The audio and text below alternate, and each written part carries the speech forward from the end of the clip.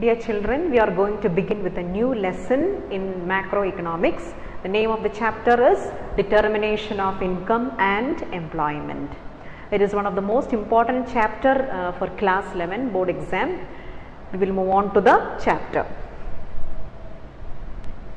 Determination of income and employment. What to be determined? Determination. What to be determined? Equilibrium to be determined. You have learned what is an equilibrium. It is a state of balance. Income. Income refers to national income. You have learned what is the national income. Then comes employment. Employment means employment of resources like labor, land, capital, etc. You know different types of resources such as natural, human resources and human made resources. So land, labor, capital, all these resources. In this chapter we will be concentrating on labor as the resource. So the name of the chapter, Determination of Equilibrium Level of National Income and Employment of Resources. Now this chapter is fully based on the concept developed by John Maynard Keynes. So this chapter is fully based on Keynesian economics. Now who is this J.M. Keynes or John Maynard Keynes? He is a British economist. He published a book in the year 1936 known as General Theory of Employment, Interest and Money. John Maynard Keynes in the year 1936 published the book named General Theory of Employment, Interest and Money. Now, what made him to write this book, to publish this book? You know that in 1930s, the world was undergoing the Great Depression. The unemployment level was very high in the economy. During that time, there was lot of unemployment of resources happening in the economy. The world as a whole was severely affected by this Great Depression. So as a part of it in 1936, he published a book known as General Theory of Employment, Interest and Money, representing all the problems existing in the economy like unemployment, investment, savings, etc. Now, the book paved a way for the rise of Keynesian economics. Now, his book, which was published in the year 1936, he developed his theory as a contradictory to the statement and theories given by the classical economist. The book which was published by Keynes, whatever he presented in the book, his theories were, again, he tried to develop his theory as a contradictory. Contradictory means what? Something which we oppose. Contradictory to the statements and theories given by classical economists. So the theory that he developed, he was a contradictory to the statements and theories developed by classical economists. Who were the classical economists? Adam Smith. You are very familiar with that name, father of economics. David Ricardo, J.B. Say, etc. So he developed the theory which were contradictory to the statements and theories given by classical economists. So what made him to make a contradictory statement like that? Because of the Great Depression which happened in 1930s. Now, for the better understanding of Keynesian economics, we just wanted to discuss few points related to the basic difference between the views of classical economists and Keynesian economics. Now, I have limited the points to 5 or 6 here, and as far as class 12 students are concerned, you need to learn only the few points related to the difference between the classical thought and Keynesian economics. So, based on the difference, it will be easy for you to follow the topics related to the Keynesian economics. Actually, the difference between the classical economist and the Keynesian economics theory, the difference between these two is a wider concept, but the syllabus is limited only to a few topics for class 12. So let us discuss the major differences between the classical thought and Keynesian economics.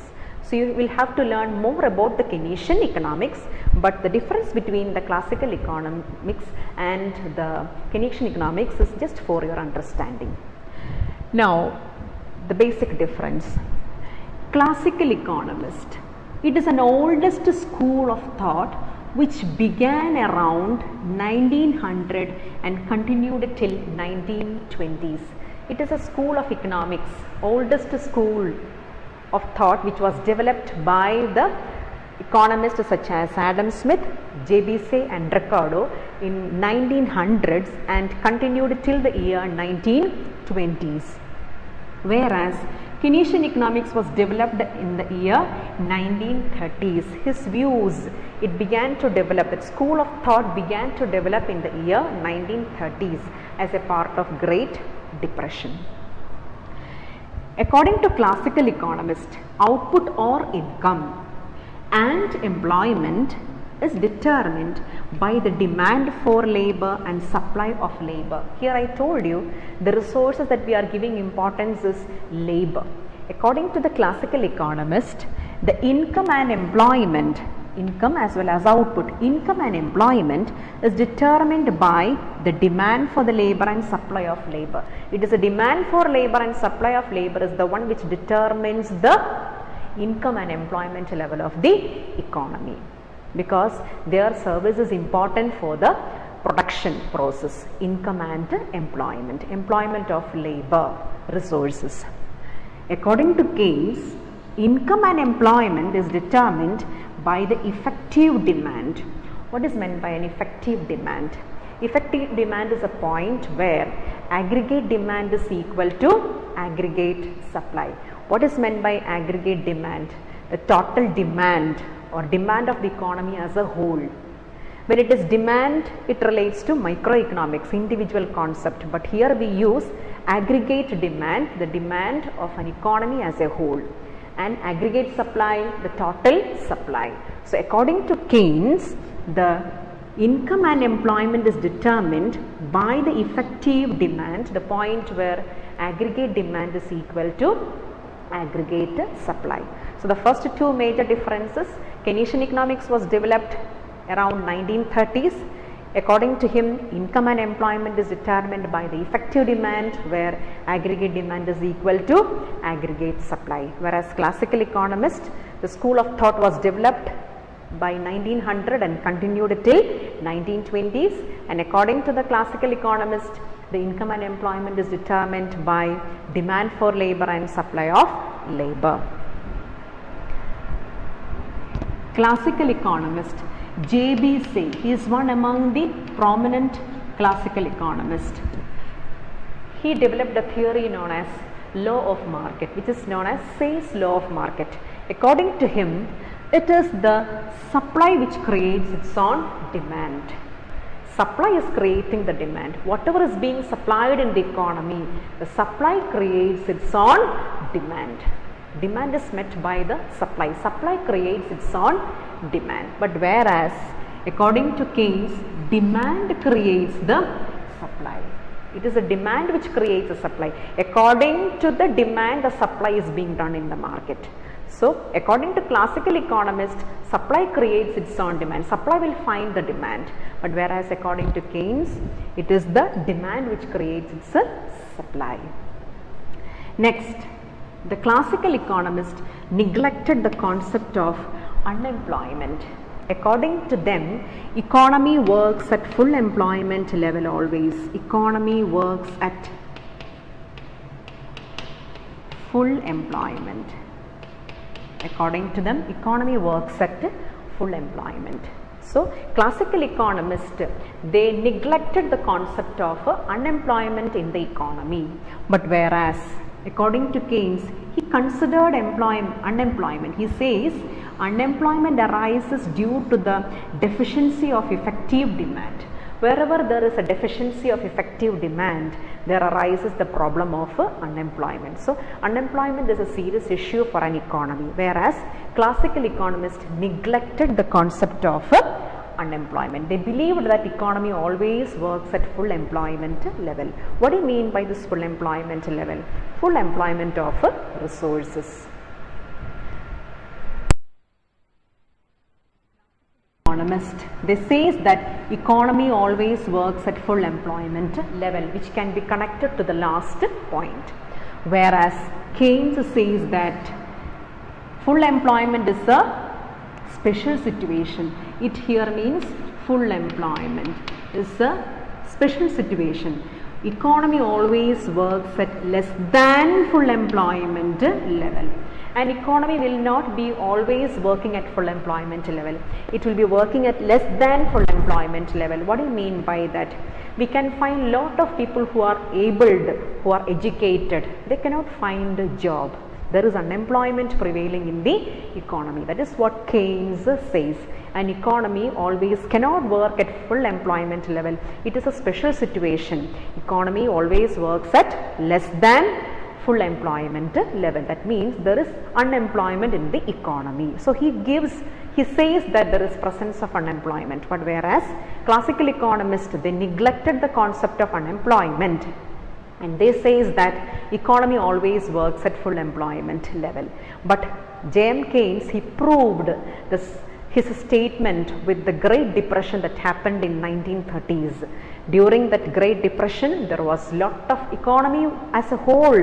The world economy was characterized by unemployment. So he made that contradictory statement against a classical economist that full employment cannot exist in the economy. Economy works at less than full employment level. That means there exists unemployment situation in the economy. So these are the basic differences between the Keynesian economics and classical economists. So to prove all these, he developed his own concepts. So we will be learning this chapter based on the concept and the assumptions developed for Keynesian theory. Now let us see what are the basic assumptions of Keynesian theory. His theory is based on short-run analysis. You know, in economics we speak about short-run and long-run. His theory is based on short-run analysis.